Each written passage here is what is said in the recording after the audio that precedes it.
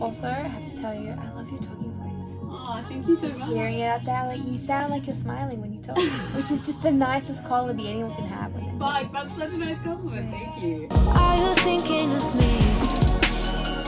Are you thinking of me? Alright, we're gonna go Are on. you thinking?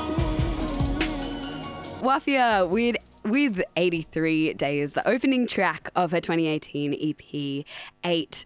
A master songwriter with one of the most beautiful and distinctive voices in pop right now. She's had a big few years since that EP came out, collaborating with big guns in the States and putting out some incredible singles. She's heading to the Metro Theatre this Saturday to play them for you. But before she does that, she swung by for a chat. Wafia, welcome to Arvos. Hi, thank you for having me. Thank you so much for being here. You have just embarked on your first Australian tour in a good little while, kicking off with a sold-out show in Perth on the weekend. How did it go? Oh, it was amazing. I had this realization that I get to write these songs and these people get to sing them back at me, and I was just like, this is insane. This life is insane. And so I've been taking that in ever since that Perth show. So good. It looked amazing. The crowd just looked like they were loving it so hard. They were singing it harder than I was, honestly. That's so nice. Wafia, I want to wind the clock back to a lot of years ago when we were both teenagers. This is maybe the most millennial story that I will ever tell on air, but the first time I came across you was on Tumblr, where you used to post beautiful covers of tracks and sometimes your own originals too, and I was really amazed by your voice.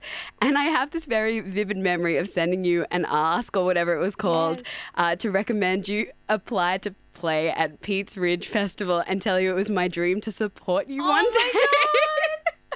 It was you were very nice about it. What did I say? You were like, oh, cool, yeah, I'll look into it. And yeah, I'd love that. I'd love that for me. To this anonymous person messaging you. But anyway, it is pretty amazing that you have that archive to look back on now. I feel like, yeah, that's so special. Thinking back to teenage Wafia, do you remember how you felt about music then?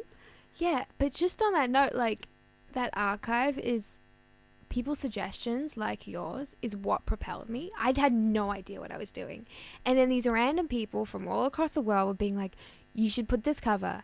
And that's what I would do. And then it became, you should write original music. And I was like, yeah, I think I should. And that's what I did. And then it was like, you should apply for this thing. And those suggestions are really the only reason I have a career now. Oh, that is so nice. Thank you for that. I'm sorry I never played Pizza Ridge Festival, but one day. Look, no, it folded. I'm quite sure very soon after I sent that message. So because I never played, obviously. Yeah, exactly. Do you remember how you felt about music at that time? I mean, just speaking on it there, it, I guess, maybe wasn't necessarily always a career for you in your mind. I didn't think it could be. I thought the only way you could do it is by being on a reality TV show and then MySpace or YouTube. And YouTube scared me because having to put your face to your voice and all of that was too daunting for me. But Tumblr existed and then SoundCloud existed, and that's what changed things for me. It's just being able to kind of just have fun with it and not feel like I gotta look good all the time to make music. I found that really daunting. Yeah, absolutely. And it was kind of a world before streaming services, I suppose, but SoundCloud was the entry into that. When did you properly realize that it was going to become a career for you? When my dad sort of supported me through that. I was on the way to one of my last exams, doing pre-med at university, and he was just like, this is the time you got to do it. This is the time you got to just be all in. And my dad has always just come to me in great times in my life where I've been very confused, and his advice, now that I'm thinking about it in real time, has always been do it all the way in or don't do it at all. And he was just like, you got to do it now. And that was when I was like, oh, my parents believe in me. And that must mean something, because for them to be to go up against our culture and our family and everything and be like, this is what our daughter is doing, deal with it.